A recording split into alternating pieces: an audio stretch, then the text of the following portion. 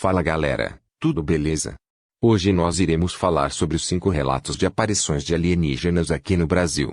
Claro que são relatos, não podemos afirmar que são real. Uma das maiores curiosidades humanas é se existe vidas inteligentes em outros planetas. Antes de tudo, deixa o seu like e se inscreve no canal. Agora vamos pro vídeo.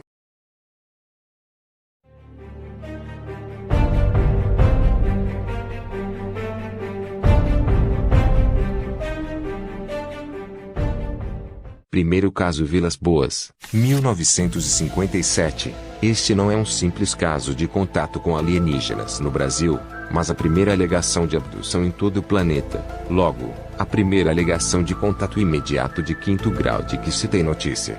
O evento teria ocorrido em 16 de outubro de 1957, depois de Antônio Vilas Boas, filho de fazendeiros da cidade de São Francisco de Sales, Minas Gerais, já ter avistado uma forte luz branca em sua janela em 2 ocasiões naquele mesmo mês.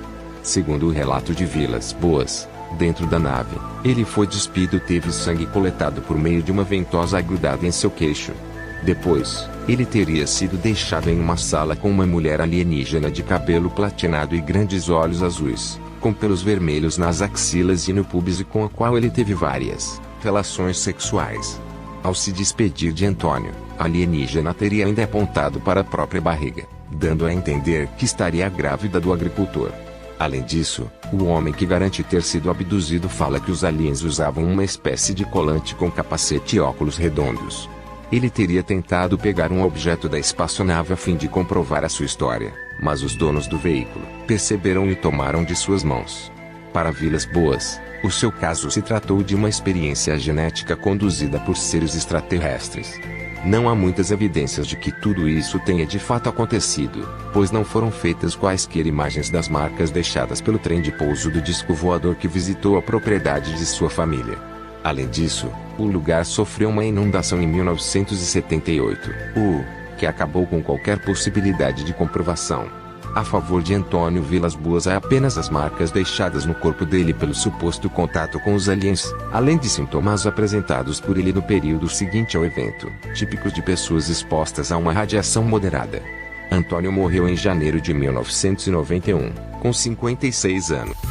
Segundo caso do Forte de Itaipu, 1957. Era 4 de novembro de 1957 quando 2 sentinelas do Forte de Itaipu, localizado na cidade de Praia Grande, em São Paulo, avistaram um imenso brilho no céu. Com um pouco mais de atenção, eles puderam perceber que o objeto descia a uma alta velocidade e parou a cerca de 300 metros da instalação militar. Segundo os soldados que avistaram o OVNI, ele teria cerca de 30 metros de diâmetro e começou a emitir um zumbido intenso e uma forte onda de calor em direção às sentinelas, embora não fosse possível notar qualquer tipo de chamou-luz durante este evento. Com suas roupas queimando, uma das sentinelas chegou a desmaiar, enquanto a outra se protegeu e gritou em pedido de socorro. Outros soldados chegaram e puderam ver o OVNI partindo em retirada. Os oficiais feridos receberam tratamento e se recuperaram, mas o caso ainda permanece sem conclusão até hoje. Ele teria recebido atenção até mesmo da Embaixada dos Estados Unidos no Brasil, a qual o exército brasileiro teria recorrido devido ao possível maior conhecimento dos norte-americanos sobre o tema. Segundo relatos, até mesmo oficiais das Forças Armadas dos Estados Unidos teriam comparecido ao Forte Itaipu para investigar o caso. Terceiro Operação Prato, 1977. Ocorrida entre outubro e dezembro de 1977, a Operação Prato foi deflagrada pelo 1 Grau Celsius do Mando Aéreo Regional, órgão da Força Aérea Brasileira com sede em Belém, Pará, a fim de investigar o surgimento e a movimentação de OVNIs na região dos municípios de Vigia, Colares e Santo Antônio do Tauá. Após inúmeros relatos de pessoas sendo feridas por luzes que causavam queimaduras, a operação da aeronáutica comandada pelo capitão Urian G. Holanda se dirigiu ao local e teria feito fotos e vídeos dos eventos. Apesar de ainda não ter tido todos os seus documentos revelados, o caso é um dos mais documentados do mundo e teve fatos divulgados de forma oficial pelas Forças Armadas e outros que chegaram ao grande público por meio de vazamentos. Nos documentos já acessíveis, É possível ler uma série de relatos sobre o avistamento dos OVNIs tanto por parte dos militares quanto por parte de civis que prestaram depoimentos a autoridades, com descrições precisas sobre movimentação, velocidade e contato com os tais feixes luminosos apelidados de chupa-chupa. Segundo o relato da médica Dr. Welaide, então com 24 anos, que atendeu a vários pacientes no posto de saúde da cidade de Colares, seus pacientes apresentavam crise nervosa, cefaleia, astenia, amortecimento parcial do corpo, paresia, tremores generalizados, tonturas e também queimaduras de primeiro grau e marcas de microperfurações. Ainda segundo o depoimento da médica, os homens apresentavam as marcas no pescoço, enquanto a única mulher supostamente vítima dos aliens trazia as marcas sobre o seio. Em novembro de 1977, a agência de Belém, então Serviço Nacional de Inteligência SNI, enviou um documento à Agência Central, em Brasília, relatando sobre o caso. Eles informaram que inicialmente acreditava-se que tudo não se passava de misticismo da população pobre da região, mas, depois, os eventos se tornaram mais evidentes, chegando à montagem de um posto de vigia para fotografar a tal luz que feria as pessoas. Houve vários registros da luz e de supostos OVNIs, mas nunca houve consenso entre a equipe de que os objetos voadores não se tratavam apenas de corpos celestes. Ainda com documentos classificados, ou seja, secretos, não divulgados pelos militares brasileiros, o caso permanece um mistério. Ele ganhou tanto destaque que virou documentário no canal History Channel, no qual foi chamado de Caso Roswell Brasileiro, referência a um dos casos mais famosos de OVNIs do mundo, ocorrido na cidade de Roswell, Estados Unidos, em 1947. Quarto caso.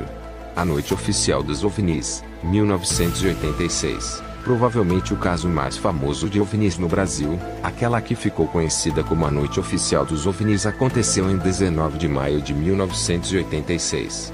Tudo começou quando objetos estranhos foram detectados pelos radares do Centro Integrado de Defesa Aérea e Controle de Tráfego Aéreo, SINDACTA-I, e, a partir disso, caças F-5 e Mirage saíram das bases aéreas de Santa Cruz, no Rio de Janeiro, e de Anápolis, em Goiás. Ao todo, foram avistados e perseguidos 21 OVNIs, com o evento podendo ser visto de 4 estados diferentes: Paraná, Rio de Janeiro, Goiás e São Paulo, e durando cerca de 3 horas. Relatos de caças da FAB perseguidos pelos OVNIs e registro das conversas mantidas entre os pilotos e os controladores de voo estão entre os documentos mais valiosos da ufologia brasileira. No dia seguinte, em 20 de maio, o tenente brigadeiro do ar Octávio Júlio Moreira Lima, então ministro da Aeronáutica, convocou uma coletiva de imprensa para contar ao Brasil sobre a operação montada às pressas no dia anterior para perseguir os objetos voadores não identificados. Em 2009, a FAB divulgou um relatório oficial sobre o caso no qual afirmava que os fenômenos são sólidos e refletem, de certa forma, inteligência, pela capacidade de acompanhar e manter distância dos observadores, como também voar informação, não forçosamente tripulados. Em suma, para os militares brasileiros que acompanharam a Noite Oficial dos OVNIs, são vários e fortes os indícios de que aqueles objetos poderiam ser, de fato, discos voadores. Em 2016, a Aeronáutica divulgou uma série de documentos na íntegra, agitando ainda mais a curiosidade dos entusiastas do tema e em especial de quem pesquisa um dos eventos de ufologia mais conhecidos do país. Quinto.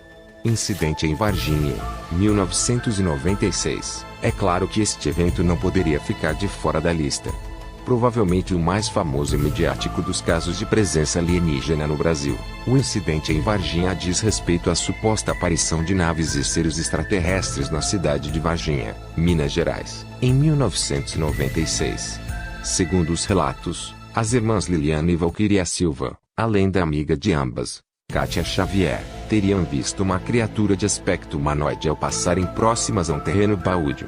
De acordo com o depoimento do trio, o ser teria pele marrom, aparência viscosa, grandes olhos saltados e avermelhados e 3 protuberâncias na parte superior de sua cabeça. Envolto em uma série de mistérios e teorias de conspiração, o caso ficou famoso no mundo todo. As 3 garotas chegaram a afirmar à época que o alien se comunicou por meio do pensamento com elas e, além disso, a mãe das irmãs Silva teria dito que uma pessoa desconhecida tentou subornar a família a fim de que elas não dessem mais qualquer depoimento sobre o caso. Oficialmente, a conclusão do inquérito da Polícia Militar é de que a tal criatura de pele marrom e olhos avermelhados seria, na verdade, um cidadão de Varginha conhecido como Mudinho, que provavelmente apresenta algum desvio mental e cujas características puderam ser posteriormente evidenciadas no estudo fotográfico de simulação. Para as autoridades, Mudinho estaria sujo de barro graças às fortes chuvas da região e foi visto agachado junto a um muro, o que o levou a ser confundido com um alien por 3 meninas aterrorizadas. Contudo, muitos ufólogos contrariam esta versão, alegando que as 3 meninas conheciam o tal Mudinho e que jamais o descreveriam como um ser assustador, de baixa estatura, com olhos grandes avermelhados e protuberâncias na cabeça. Além disso, a presença de várias viaturas da Escola de Sargentos de Armas na região em datas próximas às dos avistamentos de OVNIs e aliens também reforça a posição daqueles que acreditam que as autoridades estão escondendo algo. A explicação oficial para a presença das viaturas diz que a movimentação visava levar os veículos para a revisão, algo comprovado por meio de notas fiscais. Segundo o ufólogo Marcos Petiti, um dos mais famosos estudiosos do caso de Varginha, engana-se quem acredita que houve apenas um ente de Varginha. Em entrevista à ABC, ele afirmou que o grupo de pesquisadores do qual faz parte não só tomou conhecimento e investigou o caso do avistamento de uma criatura de padrão totalmente apartado de tudo que conhecemos aqui na Terra, o ET descrito pelas meninas mas também de outros depoimentos de civis, e mesmo de militares do Exército, do Corpo de Bombeiros de Varginha, e de membros da Polícia Militar de Minas Gerais, que descreveram o contato e a captura de seres exatamente iguais aos reportados pelas meninas do caso, cujos depoimentos deram origem à pesquisa. Em suma, não seria apenas um alienígena, mas vários deles, cuja existência vem sendo acobertada pelas autoridades desde então. Enfim, como a maioria dos grandes casos de contato imediato com seres extraterrestres, o incidente em Varginha, que já ganhou até um FPS de respeito. Bem sinistro, né? Imagine um dia você se encontrar com um. Então galera, esse foi o vídeo. Lembrando que só são relatos. Se puderem nos ajudar deixando o like e se inscrevendo no canal, agradeceremos muito. Até porque deu um trabalhão, mas fizemos por vocês. Até a próxima. Fui.